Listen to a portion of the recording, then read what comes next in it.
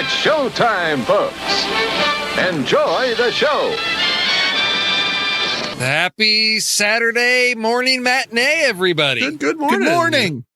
Good morning. So this is a new mix on the show. It's been a while. Last time I was here with Rob and Kyle, so I've got one half of that team, but I've got Ray here. So this is fun, getting a different mix of people on the show every time. It's sort of like I don't want to say Russian roulette, but sometimes you never know how this combination's going to work out. Let's say chat roulette. That's a little bit more palatable, less Deer Hunter. That's less Deer Hunter, but it's a movie podcast. We can always talk about the Deer Hunter. Hey, after this experience, might be more willing to play Russian roulette. We'll just call you Dark Side Ray from now on. I think. That's right. We've already hit suicide and homicide. It's Saturday morning, so yes, exactly. Well, let's dig into some news here because it's we did go dark for a week, so we do have like 2 weeks of news to get through here. So we've got some that may be a little dated, but there's a couple things that.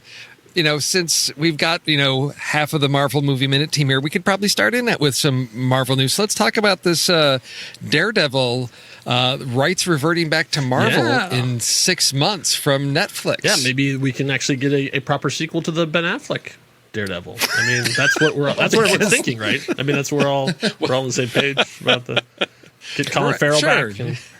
You know what? I will say that the director's cut of that movie is not nearly as bad as the theatrical cut. I totally agree. Rob and I have actually have talked about that multiple times too. Like that, they really cut like a good chunk out of that movie. That really, when you put it back in, whatever happened to Mark Steven Johnson? Like he sort of just dropped off the radar after that and Ghost Rider. Yeah.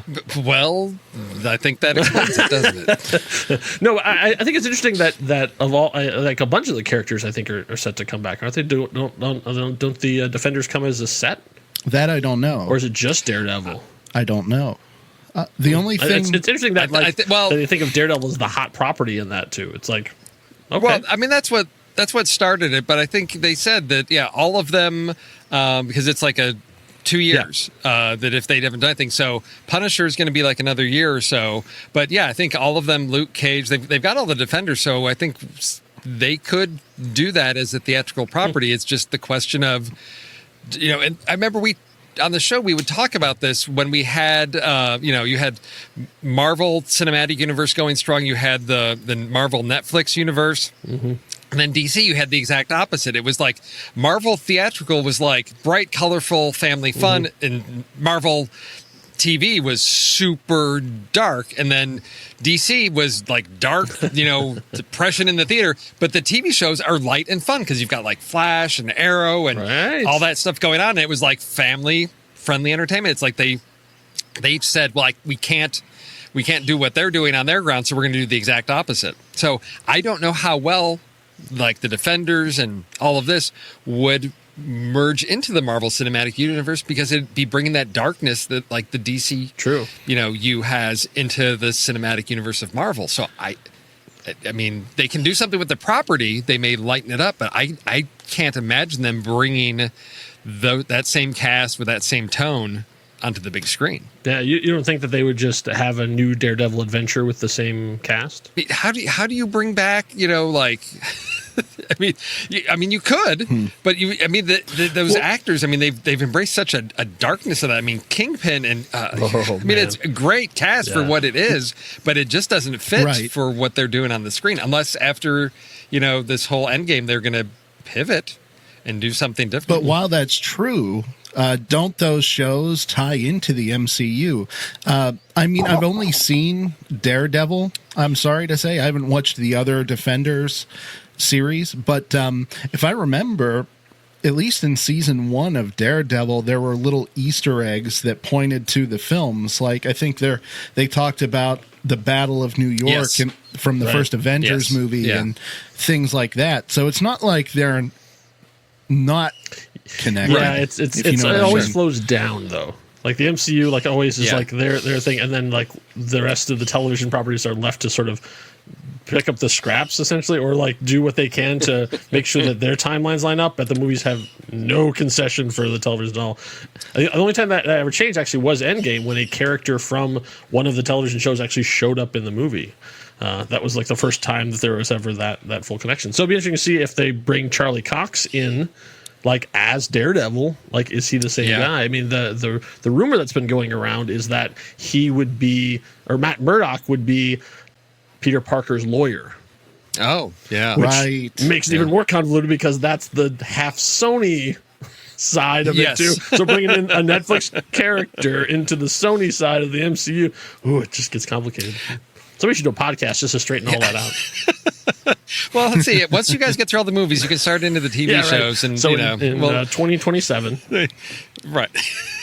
If that. But you brought up Spider-Man, so I mean that's the other piece that's part of this whole Marvel sort of news. Is there was a little tease out on Twitter the other day. Ray, what do you want to tell us about that? Spider-Verse sequel started production. And there was a nice little, like you said, there was a nice little tease on Twitter from so-and-so whose name I can't remember because I don't have the article in front of me. It was one of the animators. Oh, okay. But I'm horrible with names as well. But yeah, we've got a little... little graphic teasing, hey, we started and it's coming out in 2022. But I guess there aren't too many details as of yet that have been revealed about this one, except that apparently this is going to focus on the relationship between Miles and Gwen. That's we'll see that's how all that I goes. need. That is all I need knowing. I mean, I think it's a franchise in capable hands, and I the risks that they were willing to take with that, stylistically, visually, I think paid off hugely for them, and I hope they've learned from that they need to just continue to challenge. This is the thing about animation that is, I love something like this because animation has, not to blame Pixar, but they have striven to get more and more lifelike, which removes all the fun that you can do with animation, which is why do we love Roadrunner, Coyote? Rules of physics don't apply. That's what makes that funny. That's all the Tex Avery stuff. Right. It's bonkers crazy. yeah. Oh, Yes, exactly. So it's fun to see something where, in the Spider-Verse, where we can play around with that a little bit. It's still grounded in a real world, but we do. There's some crazy bonkers stuff that was going on visually in this, and I hope to see more of that with this, whole multiverse possibility that they can continue to play. And with keeping on the Pixar theme, this could really be the Toy Story 2 of sequels, because they did such a great job with the first one that Sony's not dumb enough to be like, no, let's talk about what's going on. Let's get in there and really like maximize our potential. They're like, go ahead, just go nuts. Like everything they wanted to do that the first one, they're like, animated Spider movie, we need to like take it easy. We need to take it like now, man, all bets are off. Like they could go anywhere, do anything. And I trust those guys to take us somewhere amazing. So yeah, and the thing that's cool about that one is, unlike Pixar, who like will sit on and do their process for like 5 years or so, if you watch any of the behind the scenes stuff of how they made the first Spider-Verse movie, it's like they sort of are go. Like it really even came. They were still finishing the movie like a couple weeks before it actually came out in theaters. So their animation process is very, very different. So they are. We're gonna see. I think they're probably gonna hit that release date no problem at all, because of their process is so sort of wild, as opposed to the sort of slow measured thing that we've seen from like either Lakia or any of the other traditional animation studios. And I'm sure they'll keep the appetites whetted too, because I think just today or yesterday they announced a Spider-Man Miles Morales video game. That's right, yeah. PlayStation Spider-Man 2 is actually Spider-Man Miles Morales, so that we're going to have that in between. So something else for all the Miles fans out there, something they can put their hands on before we get to see a proper sequel. That's pretty awesome. Hey, people need to know how to control their intellectual property and maximize the profits out of there. I mean, everybody gets on Disney for that, but Sony knows how to play that game too. We've got a movie coming. Hey, here's a video game that on our new console that you need to go out and buy. That's right. Oh, maybe yeah. They'll tie it into Venom 2. No comment. What's next in our news? Well, let's see. So if we talk about sort of cinematic universes and intellectual property and all of that, let's talk a little bit about Amazon, because in the whole streaming wars, Amazon's had some successful properties, but nothing that I feel like has been like the huge breakout things that we've seen for something. They've got some awards, recognition, all that, Sure. but nothing that they haven't had like a Stranger Things that's gone just like crazy, or Game of Thrones or anything or Game of Thrones or something like that. So I was intrigued to see this article that you shared, Kyle, because I don't know that this is something that people were craving to go back into. Let's do a whole Girl with the Dragon Tattoo series that is not a sequel, but it's a continuation, but it's just taking this character, Lisbeth Salander, and placing her in today's world with a wholly new setting, new characters, and a new story. And so I thought, so you've bought the IP for this character, and so now you just want to do whatever you want. And will that work? Yeah. Will people show up? Yeah, that seems to be the trend right now. Like, that seems to be what Hollywood is just like, well, it's a familiar character, so let's just remove them from all the situation they were before, and people will love it. CBS has a Clarice Starling series that's going to be in the fall that has nothing to do with the movies. Like, Really? it's basically what happened to Clarice after, when she's just like a regular FBI agent investigating stuff. Wow, how thrilling! Yes, like yeah. it's a weird trend. I guess, but they're trying to go off of that name recognition thing where they're just like, they get the rights to the characters, but not the stories that made them famous. So it'd be like, something interesting happened, but we swear these 100 episodes we're going to do will be so much more exciting than the things you read. Well, that's the challenge with this, is if the writing team gets together and puts together a good arc for a show, then that can work. If this becomes purely episodic, then if they basically took and said, well, we want to do this type of show, but okay, it's going to be episodic, but we'll use this familiar name, it doesn't do anything, because people fell in love with the character because of the development of that character, the arc of those novels, those films. Unless you're going to replicate that with something that's, larger scale, to me, that's what something like that would depend on. Same thing with Clarice. It could be, if she's an FBI agent, that's great, but you've got to have something. And to me, network TV shows really struggle with developing that large scale arc, because I think they still don't trust the audience to show up week after week. So they think, well, what if they don't start watching until 5 episodes in? They're going to be lost. Well, they'll go to your streaming service. They'll pay $9.99 a month, whatever, to get caught back up on this. But if people want, they will find it. It's not like the good old days where it's like, well, you got to wait till hopefully we rerun that episode, during the summer to catch up if you missed it. There's so many more options to get access to the content. So I would hope they would trust their audiences to seek it out, if so that they can see that larger story arc. I think that's what hopefully everybody learned from Lost. People will show up regularly and be devoted fans if you give them a puzzle to solve over however many seasons, or a character to work with over time. They'll be there for that. So I've read halfway through the first book. I've seen the first movie. The Fincher one, I still haven't seen. It's a really dark series, so it's not anything It is very dark. Are you a fan of the movies and the books as well? I'm more. I haven't read the books just because I'm lazy. But I'm more of a fan of the original Swedish miniseries that they did, where they really allowed the story to breathe. Because Dave Fincher's Dave Fincher. Like, he's whatever he does, he's going to do a high quality thing. But the when you have a story like that where it's nuanced and it's a mystery and how they space, when you chop big chunks out of it, you're going to feel the loss. So that one allowed it to breathe a little more. So I think she's an interesting character. So I'm glad to see that, and also I'm always a fan of really tough women getting their own thing. So the same thing with that. I'll both those shows we were talking about, I will give them a try just because I want to see what they do. But it seems like they are sort of like a hamstrung right out of the gate. So we'll see. What about you, Ray? You familiar with the books or the movies on the Millennium Trilogy or whatever they called that? Yeah. Not at all. Okay.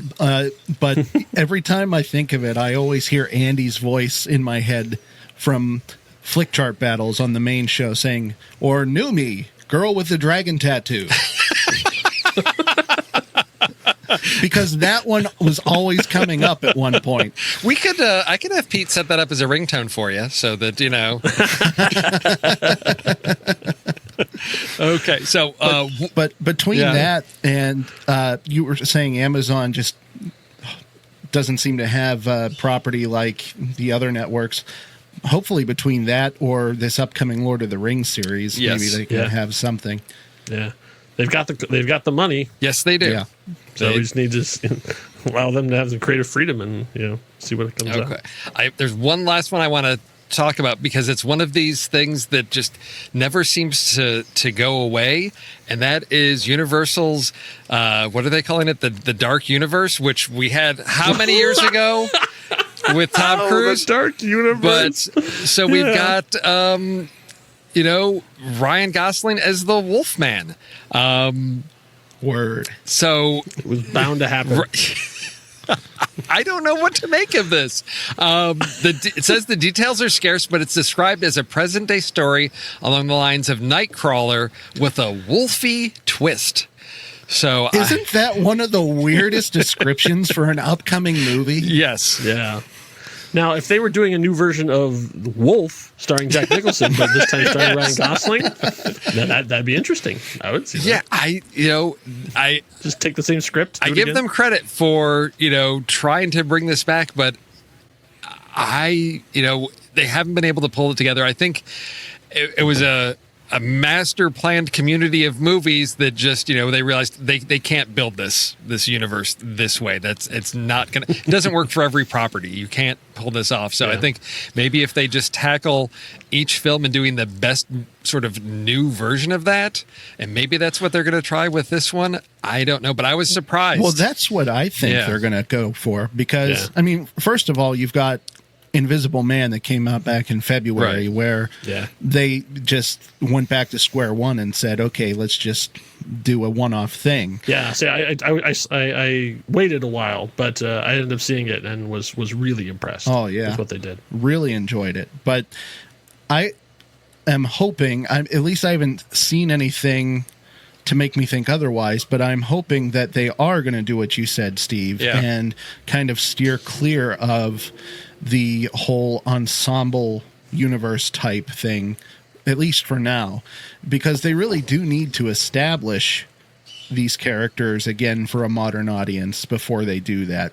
And I think that, not to open up a can of worms, but I think that was one of the mistakes with the DCEU. They really just started with the ensemble thing way too soon. But one thing in particular that's got me feeling good about this upcoming Wolfman thing, even though it kind of sounds weird, is that I'm hoping anyway, it didn't say so in the article, but I'm hoping that this is another Blumhouse thing. Well, and I say that only because Lauren Schuker Blum is listed as one of the writers. She's okay. Jason Blum's wife. That would be a smart approach to know that, Universal they outsource to the talent that can pull it off. And I think realizing that, as the big studio, they may not have the team to pull that off, but to look at the, positive reaction to the Invisible Man of taking a new approach to that and doing it, for a new generation in a really sharp, well done way. I would stick with that team. That's what I would do. Look at the success of the Invisible Man and say, okay, here's the next one. Do it again. We'll bankroll this thing because this is working, and that's what it's going to take to keep that alive. Right. Although, if at the end of the Wolfman movie, Elizabeth Moss shows up. Oh, man. How awesome. I mean, I would lose my mind. Like, I have this idea I want to talk to you about. Or even better, Russell Crowe shows up. That want to talk to you about the Monster Initiative. Yeah. Exactly. All right. So let's talk trailers. We are Bum, bum, bum. we're in a different, we're at a different time of year now where we're getting trailers that have the strong possibility of hitting theatrical releases now. Because I've seen there's some news that Canada is opening up some of their theaters with some restrictions and social distancing. So when my trailer dropped earlier this week, I thought there's a high likelihood I'm going to be able to see this on its release date, which we have been waiting for many, many decades for. Bill and Ted Face the Music coming out August 21st, 2020. And I looked at that and I said, August 21st, 2020. Okay, honey, guess what we're doing for our wedding anniversary? We're going to see Bill and Ted Face the Music. Which she would be all on board for, because this is back when that first one came out, what was that, 89? Was that? I want to say Sounds 89 or 90. I think 88, somewhere. So 88, that's like somewhere high school, college time for us. So way back then. And this one was a little tough to watch as a trailer because these dudes are starting to show their age. They are. Yeah.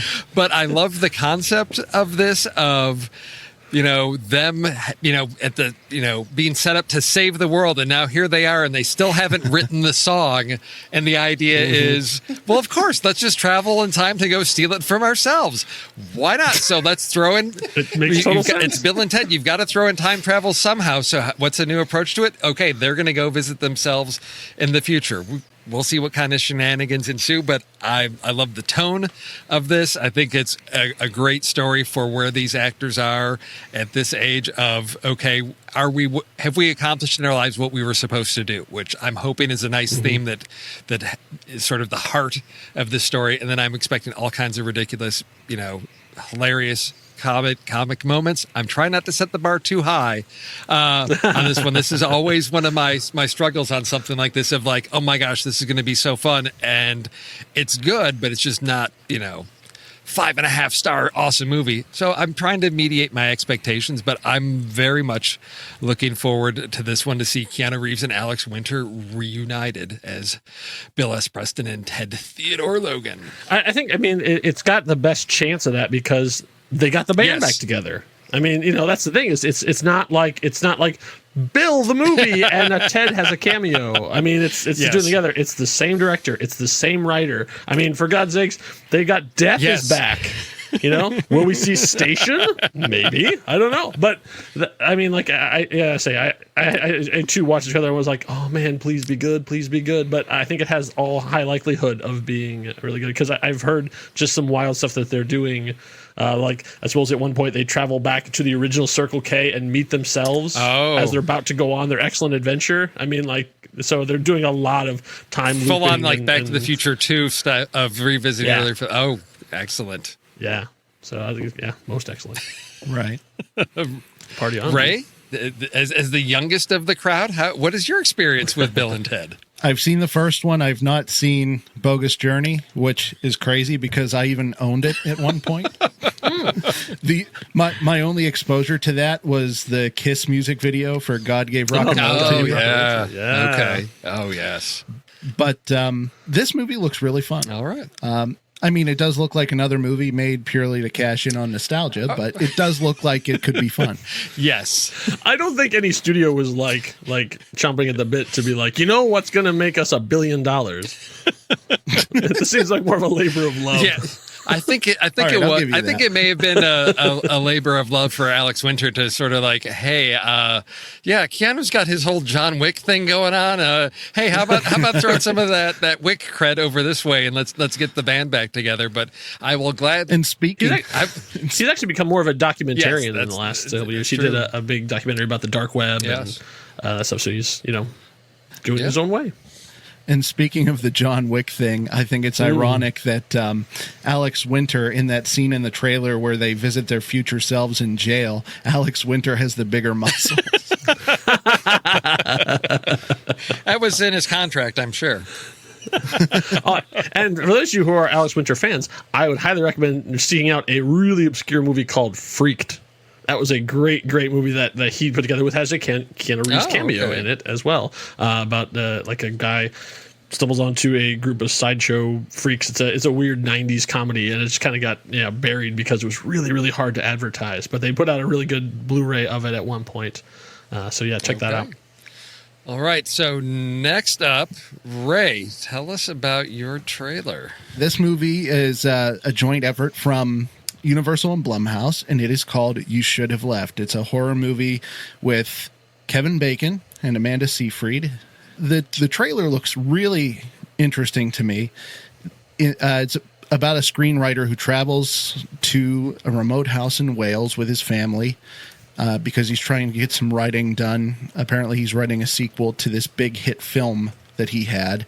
But as he begins to write, he has regret about his decision to come to this house after suffering severe writer's block, and all this weird stuff starts happening at the house. And my first reaction was, okay, it's Blumhouse. It's a creepy, movie. There's shadows. That's sort of our first inkling in the trailer. There's something off is like the little girl. There's like she's doing shadow dog on the wall, and we see a human saying shadow. So I thought, okay, there's somebody in the house. There's some spirits in the house. But what I love about where this story goes is when Kevin Bacon's like, this wall doesn't seem right. And he's like, the room is 26 feet across inside, but outside it's only 21 feet. So there's something weird about the house itself. And I love that aspect of it because it gets into sort of that, what JJ and Tommy call like the mind bender of, can you trust what you see and what is going on, and unreliable narrators, all that. So it's not just about jump scares and creepy things,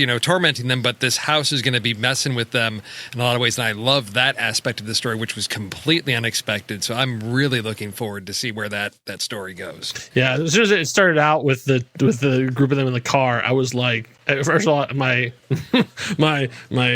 instincts went off of like, man, there's got to be like a 30-year age difference between them. Like, come on, again with like the old dude and the young girl. But then as the trailer played out, I was sort of like, oh, that's part of the story, because we get this idea that he has done something bad in the past. Probably there was his first wife or something. Like there's a reason that like this comes together, that he has the younger wife and now his secrets are coming back to haunt him. And yeah, kind of like that has a very Stephen King kind of thing of like old sins coming back to haunt you through, some sort of supernatural house thing. I got that vibe too. So yeah, that first part of the trailer, I was like, oh God, I'm one of these. The daughter comments daughter comments on it and says, Daddy, since you're older than Mommy, does that mean you're going to die first? And I thought, okay, they're calling attention to the fact that there is a huge age difference between the two. Yes. Yeah. Yes. Yeah. So yeah, this is on a roll right now.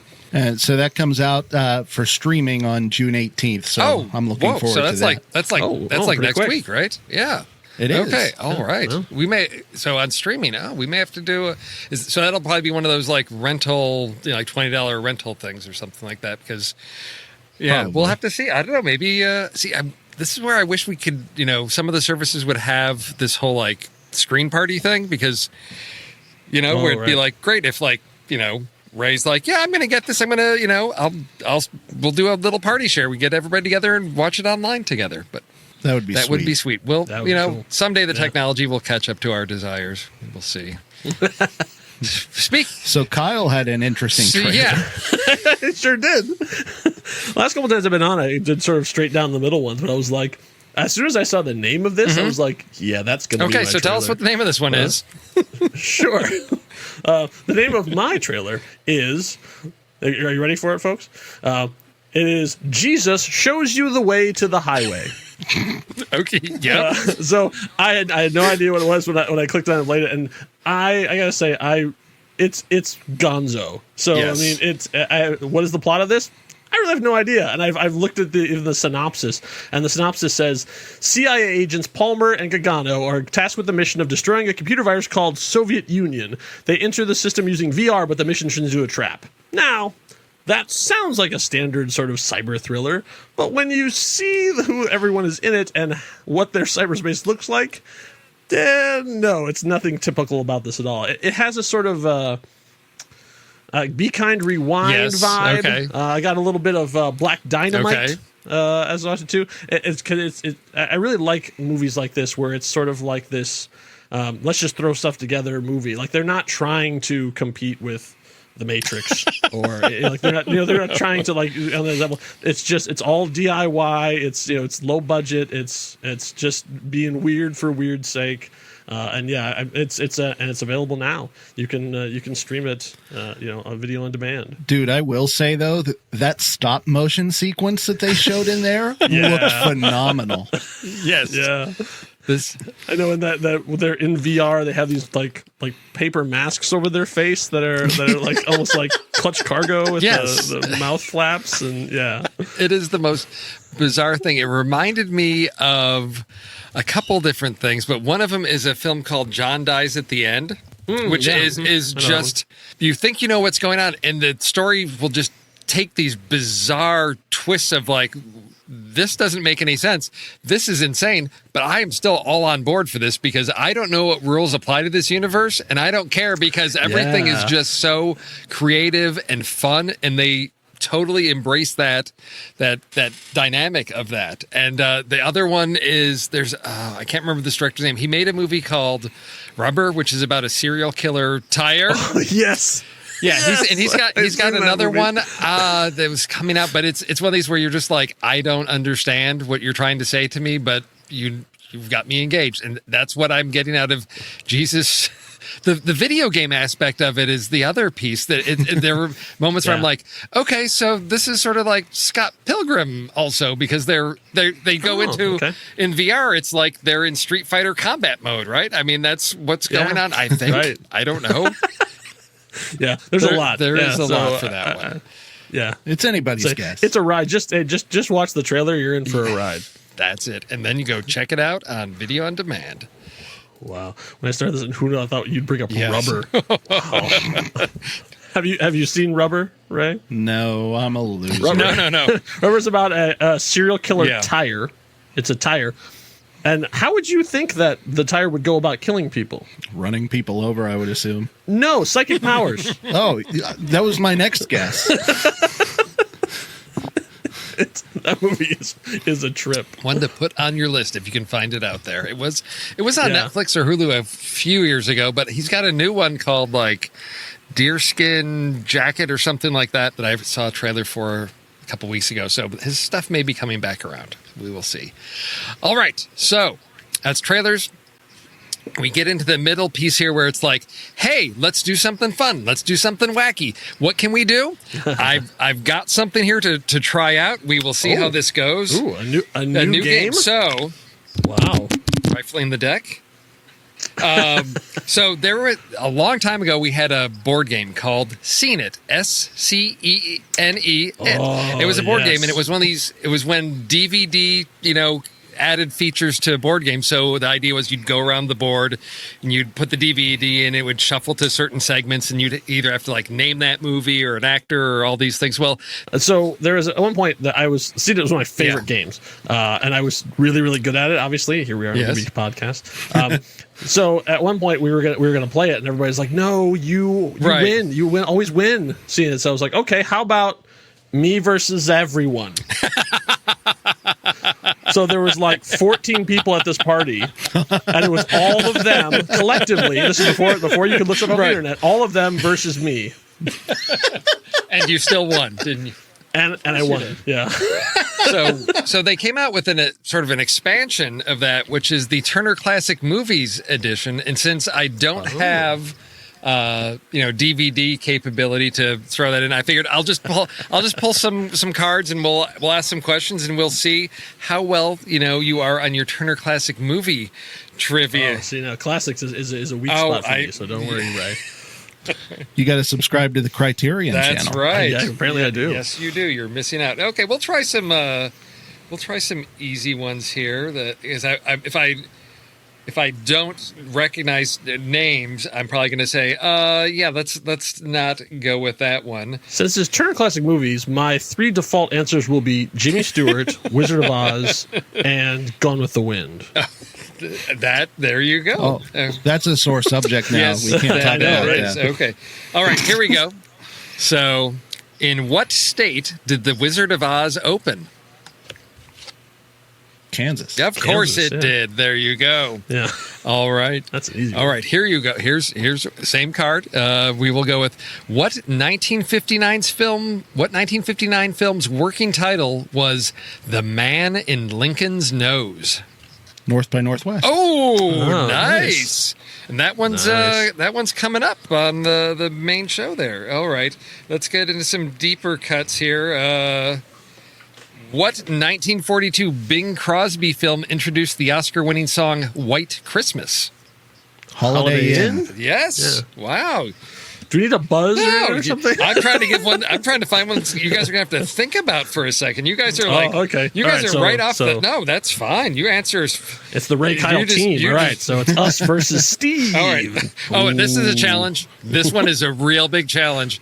Kyle, I don't know. This okay. may be way outside your wheelhouse. Name the 1981 collaboration between George Lucas and Steven Spielberg that paid tribute to old-time adventure serials.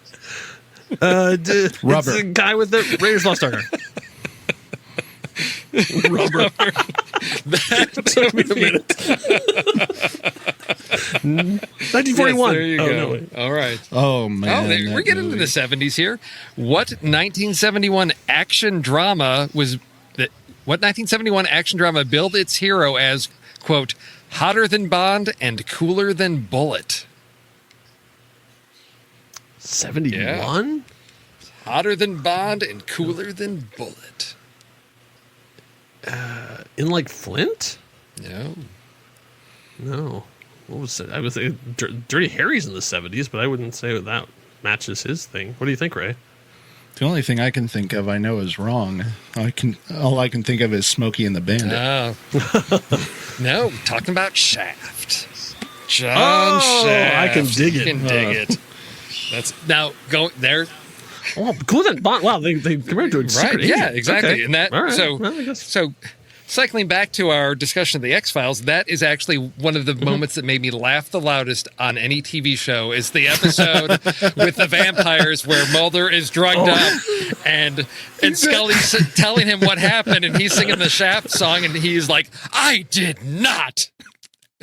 I lost it. That's one of my He's laying on the floor. He's one bad mother. Shut your mouth. Talk about Shaft. Just talking. I can dig it. That's right. Okay. We'll do one more here. This one. Let's see how you are with your rom-coms. What 1970 tearjerker's tagline was? Love means never having to say you're sorry. Never having to say you're sorry. What is it? What movie? Love Story? Love Story. All right. Yeah. There we are with the little Turner Classic Movie trivia. You guys did well. Did well on that one. Yeah, better than I thought right. it would. Can't believe I missed Shaft though. Man, that's embarrassing. It is. Richard Roundtree. Yes. Come well, on. and they didn't. They just was. Did that come out in theaters? That latest iteration of Shaft, where the third? where it was like the third generation of Shaft, which I thought was an interesting idea. I just didn't know that there was necessarily a demand for it, and I don't remember. That's one that sort of came and went. I may have to. I don't think it was very well received. Yeah, unfortunately. Well, it's again. That's where did they have a story to tell, or were they just capitalizing on that character's name? Apparently, it was really slapsticky, from what I understood. I didn't see it, but I read the review, and they said that like they went from like Shaft was serious in its way.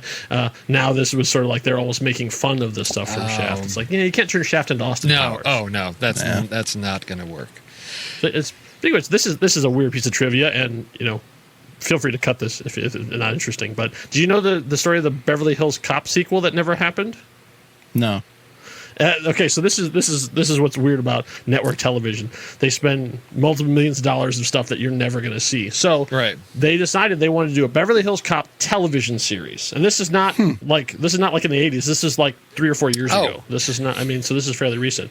They're like, okay, so they want to do Beverly Hills Cop. We're going to do it the son of Axel Foley. And they're like, okay, the only way you can do that is if you get Eddie Murphy to come back as Axel Foley and do it. They're like, yeah, okay, we'll ask. And they're like, oh yeah, he came back and he asked for movie money. He asked for he gave the Eddie Murphy quote, like what he thinks he's worth, and probably correctly. And they went, okay. And they gave him basically to do a cameo in the pilot of this series. They gave him that much money, and they shot a 2-hour pilot of this Beverly Hills Cop series, like setting it up like he's the Axel Foley's now the police chief in Detroit, I think it was, and then his son is now going out to L.A. and he's going to go and like they have the whole adventure, and then it's going to start the series like Magnum PI, and off it goes. And they shot it, they edited it, they showed it to CBS executives, and they went, no. and so it's just sitting somewhere. It's just and they're like, no, we're not going forward with the series. So it's just in the CBS vaults somewhere. Axel Foley's Return is just sitting on a shelf somewhere, and no one will ever see it. It'll be a Blu-ray extra someday, right? Yeah, when they do the 30th anniversary edition of Beverly Hills Cop. Yeah, well, the most expensive DVD extra ever. Yes, exactly. Well, that's one of those things where there's all these projects that get lost to the ages like that, where it's, there's those lost pilots of like, that could have been a good idea. Well, it just didn't work out. Yeah. I mean, for all we know, it's terrible, but I'd like to see it. Probably. Yeah. You're one of those completionists here. You're like, Andy, I got to see everything, right? All right. Let's get into our list. So our list was based on the Steve Carell, Paul Rudd comedy Dinner for Schmucks. And the winning topic was mind fights, because there is a scene near the end of where you've got Zach Galifianakis, who has mind control, but Steve Carell discovers that he actually has brain control, and they battle it out. And so the category of mind fights was what the voters decided we needed to build a list on. So, and I blame Andy for this because Andy chose tax comedies 2 weeks ago, which I'm sure annoyed Kyle and Rob and Pete, and they're like, "Oh, we're gonna get those guys mind fights," and then Kyle's like, "Oh, wait, I'm on that show." I know, and here I am. I had to go with mind fights. Well, it depends how you're going to interpret what a mind fight is. I took a little different interpretation, so we'll be interested to see if I get disqualified or not. I did too. So I get the privilege of going first. I don't know that there's going to be a lot of steals, because I think we're all interpreting this in different ways. I can guarantee you one of mine, I don't think you guys have even heard of. So let's see. Is it Jesus shows you the way to the highway? Is that going to be one of them? Rubber. Don't steal before we even start. Yes. All right, go ahead, Steve. Okay. So my first one is a film that a lot of people probably haven't seen. It's one of these smaller films from 2011, and it's one that I'd seen the trailer for, and I thought, I got to see if I can find this. And I could never find it on streaming services, and I lucked out. I don't know if it was on Hulu eventually, but this is the story of a woman who is struggling to reassimilate with her family after fleeing from an abusive cult. So she is struggling with a lot of her own internal mental challenges of paranoia, trusting, her family, whether the people are actually coming out to get her. So it's really an internal mind fight of her escape from this cult. And this is Elizabeth Olsen in 2011's Martha, Marcy, May, Marlene. It has an amazing cast. Elizabeth Olsen, Sarah Paulson, John Hawkes. It is one of these sort of small character pieces. It's got some really good suspense to it. Elizabeth Olsen is amazing in it, is this woman that's trying to just reassimilate and has trouble telling what things are actually memories, what things, she may have imagined, and what's real and what's not real. And so your interpretation of mind fights is she's having a fight with her own mind. Exactly. Okay. For this one. Yeah, well, sure. For all the others. Yes. Sure. But it's an internal mind fight of her internal conflict and struggle of which side of her brain to listen to. All right. Okay. All right. That's not a steal. For mind fights, I tried to stick with what was in the movie Dinner for Schmucks, but I had a hard time sticking with what that was portraying. However, for my first movie, a really recent movie that just came out last year, in the movie, there is a little girl. By little, I mean she's probably 11 or 12, and she has these powers, some refer to as the Shining. Oh. And the movie is called Dr. Sleep. Okay. And the scene that I'm referring to is this girl named Abra, who has the Shining, is being hunted by these people who consume children who have the shine. And so they're kind of breaking into each other's minds. Abra, this girl, and the leader of this cult named Rose the Hat. And these battles in each other's minds, it's really cool. I really don't know how to describe it that well. Have you guys seen Dr. Sleep? I have not. I have not, and it's one that I think Tommy saw and did. I think it was on the Nerd Critic podcast. He was on that episode, and then I think he posted in Discord that he saw it a second time, and his evaluation of it increased on the second viewing, as I recall. And it's one that, and I think isn't there an expanded cut was when it was released? Yeah. Okay, so that's one that,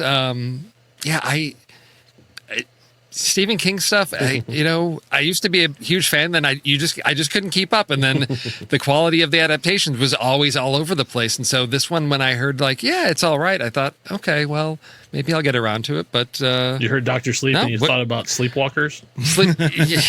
Yes, but this one, I mean, I didn't even know what the story was about. I just knew we had the little kid Danny, is grown up, but I didn't know what this larger thing was. That sounds like an intriguing film that I may have to add to my list. Kyle. All right. So yeah, I took Mind Fight as sort of like a fight that is happening not in regular space but in the mind. So I actually chose one of my favorite scenes for one of my favorite movies, and that is Morpheus versus Neo in the in the dojo of The Matrix from 1999. Steel. Yeah, because I love that scene so much, because not only is it great action and stuff too, but there's so much philosophy happening in that at the same time of, like Morpheus, how did I beat you? And having and finally leaning over and going, do you think that's air you're breathing? And having to go, oh yeah. Yes. So he has to totally rewire how he's thinking about this, because the rules don't apply anymore, because it's all in his mind. Excellent pick. Total Did not even occur to me. Okay.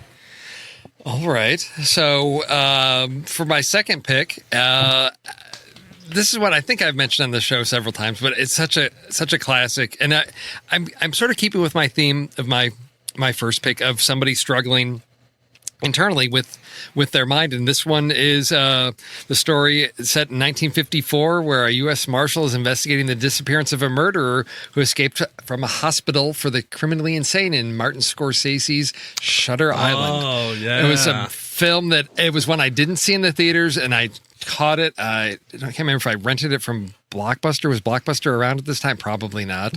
Caught it on streaming and thought, dang, this movie is so beautiful to look at. I wish I had seen it on the big screen. And, the Dennis Lehane adaptation, adapted from his novel. I don't know. Haven't read the novel. I don't know if I want to, because I think this story works so well. And I think often when a movie story is adapted and the film works so well, the story in the novel is going to be completely different, because it's a different medium and they have to work differently. But this one just kept me on the edge of my seat. Mark Ruffalo, and the idea of, somebody trying to, figure out, solve a mystery that, is really in his head, and all the puzzle pieces there. So that's the mind fight that I saw in Shutter Island. Nice one. Yeah, I run hot and cold on Scorsese, but I saw that movie and really, really liked it. I haven't seen it, but it's on my watch list for this coming week, actually. So. Oh, nice. Okay. Okay, so my second pick, I'm going to pull a Sarmento and do one that has been done on the main show. Okay. So the movie that I'm talking about here is about a coup d'etat, where a rogue element in the government is trying to take down someone else so that a peace conference doesn't happen. And in order to get the information, the second officer aboard a ship has to do a Vulcan mind meld with another officer. I am, of course, talking about Star Trek VI, The Undiscovered Country. Nice. So basically, they find out that Valeris, a Vulcan officer serving aboard the Enterprise knows the details of this conspiracy, and in order to get the information out of her, Spock has to force a Vulcan mind meld on Valeris. Yeah. And it's really a very uncomfortable scene. It's almost like a mental rape. Yes. Oh, yeah. And just watching her resist the mind probe is just very uncomfortable. And so that is my second pick for mind fights. Oh, excellent. Wow. Excellent. Yes. All right, Kyle. Okay, well, now I'm not saying that I've been everywhere and I've done everything, but I do know it's a pretty amazing planet we live on, and a man would have to be some kind of fool to think we're all alone in this universe. And of course, that quote is from the movie that I'm going to be talking for my next pick, which is Big Trouble in Little China. But, of course, it's not Jack Burton that has the mental fight. It's Wang and Lo Pan in the battle thing. They, instead of having a big kung fu battle, which is what you'd expect, they instead project their minds up into a big sphere in the middle and have a mental fight between the two of them as all the warriors are battling around them. So, Big Trouble in Little China. Oh, my gosh. Why did I not think of that one? I don't know how I didn't think of that either. That's, oh my God, that movie is so awesome. Yes. Oh, that's such movie. John Carpenter. Yeah. John Carpenter is one I run hot and cold on, and when when it's like, but that was one where I was at the right age when I saw that on cable TV, and just it's bonkers, crazy, and so good. Oh my! I actually saw John Carpenter at a panel at a convention, and he was promoting John Carpenter's Vampires at the time. Oh boy! And he did not want to be there. And somebody stood up and said, "Oh man, I gotta tell you, one of my favorite movies of all time is Big Trouble in Little China. I love that movie so much. Is there ever going to be a sequel?" No. Next question. I was like, "Yeah, that's John Carpenter." Yeah. Yeah. Yep. Okay. All right, final pick. I'm going external. Ooh. I'm not dealing with internal mind fights anymore. This is sort of what I would call a battle of wits. When it comes to mind fights, can you outthink your opponent in this one? How many steps ahead are, and how well do you know your opponent to really get the upper hand on them? And this is an unsettling, odd film that I think is much better than it was initially reviewed, or maybe it was just me. I don't know, but when I saw this. I'm talking about 2014's Gone Girl with the battle between Amy and Nick, and her trying to outwit him and his response to her, and just the mind games between the two of them, and how it all resolves itself in the end. I thought that's, to me, the ultimate mind fight of, these two, and it's a great film, excellent book as well, one I highly recommend either. So that's my number one, Gone Girl. All right. Nice. Okay, well, my number one is a movie that, for the mind fight, probably not the first thing you'd think of, but hear me out. Okay. I'm going to tell you the movie straight up. It's 1962's The Manchurian Candidate. It's in my top 10, one of my favorite movies of all time.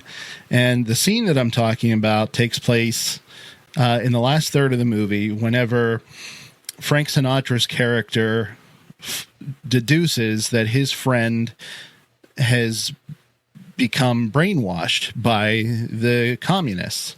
And so to try to snap him out of it, he's using their tactics to try to rewire his brainwashing. And so they're working together to try to make it so that he follows the Americans' orders instead of the Soviets.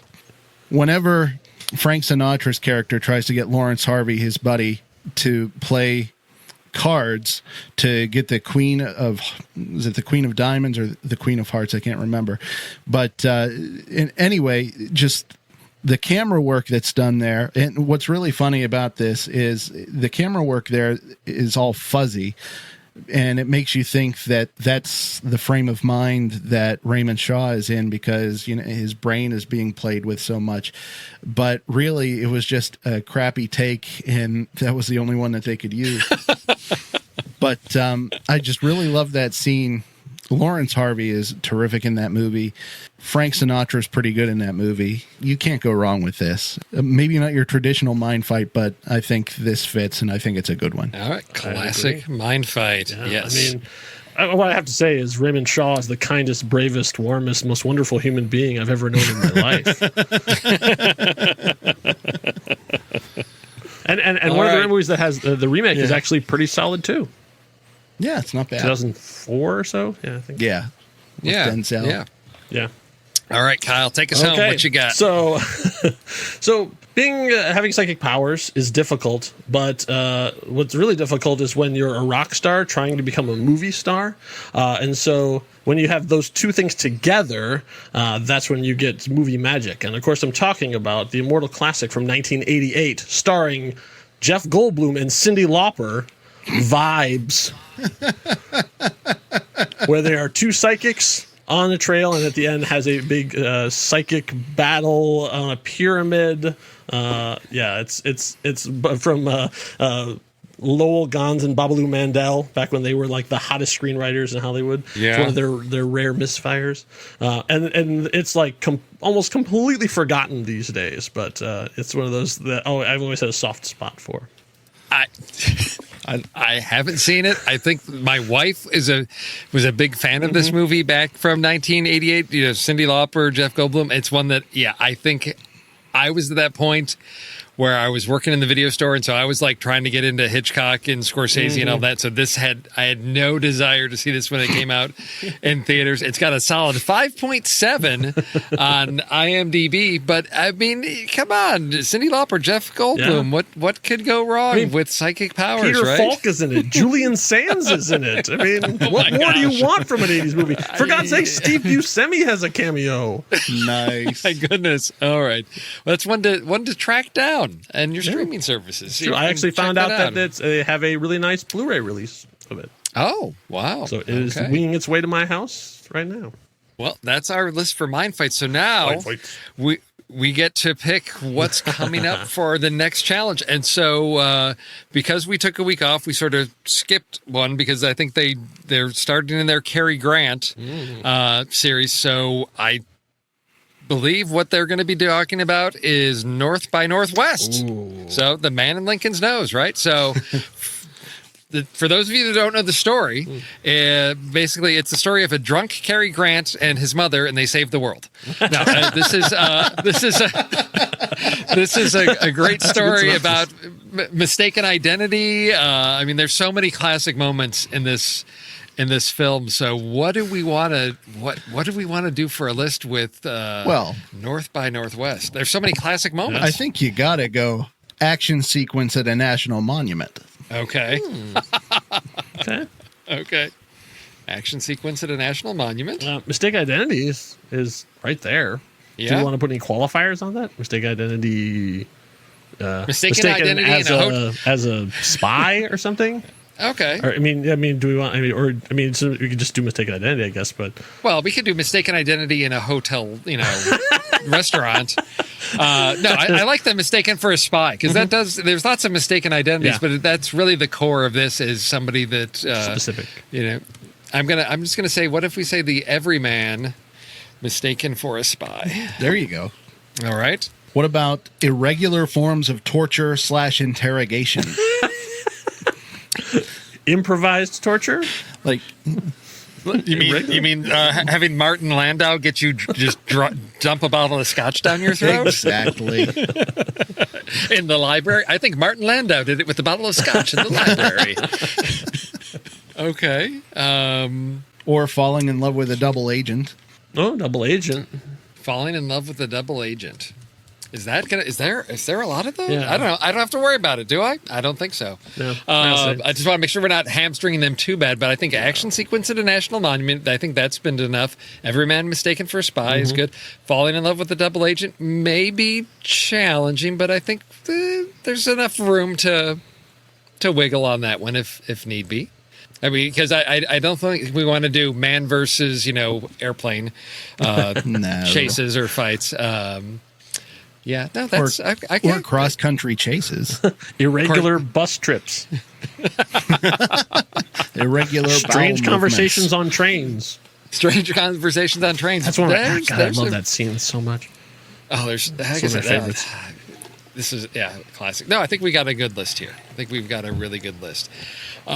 So for our listeners out there, if you want to vote in next week's list challenge, it's really simple. You head over to the Show Talk channel and the Next Reel Discord community. You can lend your vote to the chaos that is list picking and movie sabotage each week. I refrain from sabotaging anymore. But how do you get access to the Show Talk channel, you ask? Well, it's simple. All you have to do is head over to patreon.com/the Next Reel and become a supporter of the Next Reel family of podcasts. For $5 a month, you'll become a concessionaire supporter and get access to show live streams as we record, early access to shows in your very own personal podcast feed, and access to the super secret member channels in the Next Reel Discord.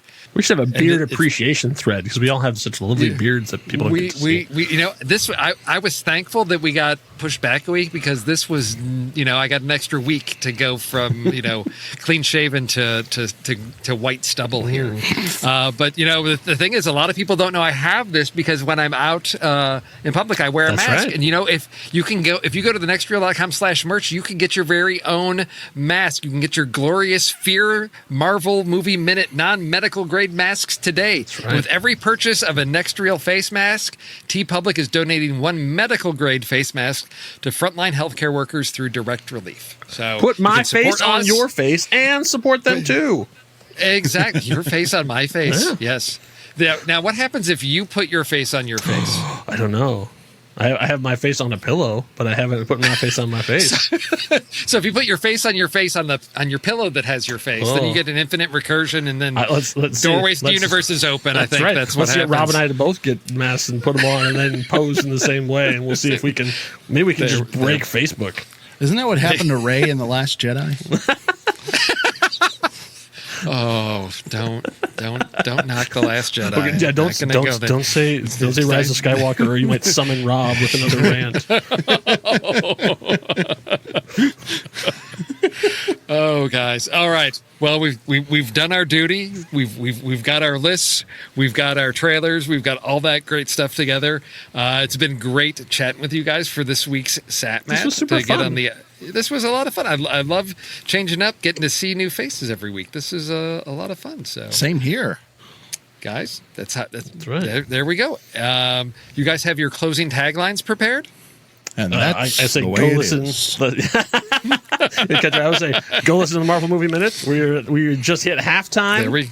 We obviously took our week off in solidarity with the protesters, but we're back and up and running. So we just hit we had a halftime show, so that was pretty fun. So we're up and running, and so we got the back half of the movie now. We just finished an action scene. We're into the downtime, and we're headed to New York soon. Nice. All right. It's gonna be fun. And then I know on the film board coming up, we'll be talking about Spike Lee's The Five Bloods, which will be dropping in the next day or two Tomorrow. after this. Is it tomorrow? On Sundays? We don't drop episodes on Sundays. Is it No, on no, no, Monday? no. I'm sorry. The movie comes out tomorrow. The movie, Ray, we're on Saturday. It's The Saturday movie morning. came out last It came out night. yesterday. You What haven't am I seen it yet? thinking? My brain is all scrambled, guys. You're in a different time zone, and we accept that and appreciate that. But that's what we've got going on the film board. So we'll be getting that. That'll be dropping into your feeds shortly for the latest installment from Spike Lee. So we'll be looking forward to that discussion dropping in your feeds. And that's what we've got. Thank you, everybody, for listening. SatMat, Hondo. Bye. Until next time, true believers.